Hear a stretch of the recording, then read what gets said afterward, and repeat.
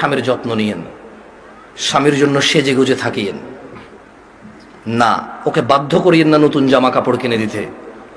আপনার যতটুকু জামা কাপড় আছে ওখান থেকে সবচেয়ে ভালো জামাটা রান্না বান্না শেষে জোহরের নামাজ পড়ে সবচেয়ে ভালো জামাটা পরিয়েন। আপনার বাসায় যে অমুক তেল লাগবে তমুক তেল লাগবে চুলে দেওয়ার জন্য ওকে বাধ্য করিয়েন না। যেই তেল আছে, চুলে যদি তেল দেওয়ার অভ্যাস থাকে ওখান থেকে একটু তেল নিয়ে মাথা আছড়াই নিয়েন। আর আপনার উপস্থিত যে জামা কাপড় আছে ওখান থেকে ভালো জামাটা পরিয়েন। স্বামী যখন ঘরে ঢুকবে মুচকি হেসে ওকে সালাম দিয়ে রিসিভ করিয়েন। ও যদি সালাম দিয়ে ঢোকার জ্ঞান রাখে, যোগ্যতা রাখে, অতটুকু ইবাদত করার যদি ওর মন মানসিকতা থাকে তো থাকলো, আর নাহলে আপনি ওকে রিসিভ করেন হাসি মুখে।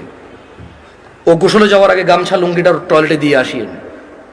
গোসল থেকে বের হওয়ার সময় গামছা অথবা তোয়াল্লা প্রয়োজন হলে দিয়েন। এরপর জিজ্ঞেস করিয়েন ভাত কি খাবে এখন নাকি একটু পরে।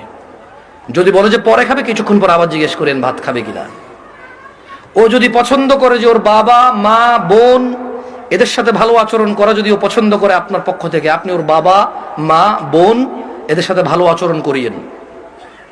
ওরা যতই কটু কথা বলুক, আপনি ও বাবা মা বোনের বিরুদ্ধে ওর কাছে বিচার দিয়েন না। যদি ও পছন্দ না করে বিচার, একটু সহ্য করিয়েন। যখনই আপনাকে বিছানাটাকে যাবেন, কখনো রাগ করে বাপের বাড়ি চলে যাবেন এটা বলবেন না। ও যদি আপনাকে বলে এবার তো অনেকদিন হয়েছে যাও না, 2-1 দিন ঘুরে আসো, সমস্যা নেই, তোমার বাবা মাও তো তোমাকে দেখে না অনেকদিন। আর বাপের বাড়িতে চলে গেলে 1-2 দিনের মাথায় বলিয়েন চলে আসবো নাকি। ও যদি বলে চলে আসো, তাহলে ও যাবে, অথবা আপনার বাবা এসে দিয়ে যাবে, আপনার ভাই এসে দিয়ে যাবে, অভিভাবকের মধ্যে কেউ একজন এসে দিয়ে যাবে আপনাকে। এটা আপনি খেয়াল রাখবেন। যদিও আপনার প্রতি রাগ করে, আপনি উল্টা রাগ করিয়েন না। আপনি একটু ইতস্ত হইন, একটু নার্ভাস ফিল করিয়েন। আধা ঘন্টার মধ্যে যদি ও সরি না বলে, আপনি সরি বলে আবার ওর সাথে মিলিত হয়ে যান। আপনার স্বামী যদি বোকা মানুষ হয় তাহলেও ও আপনাকে আস্তে আস্তে পছন্দ করবে ইনশাআল্লাহ।